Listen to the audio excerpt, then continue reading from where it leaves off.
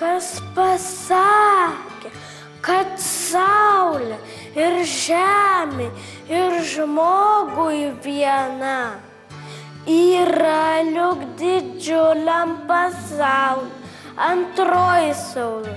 Mama!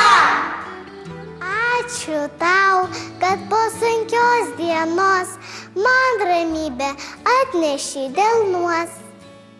Ačiū tau, mamytė, kad šalia esi nuostabi, nepakartojama, šviesi.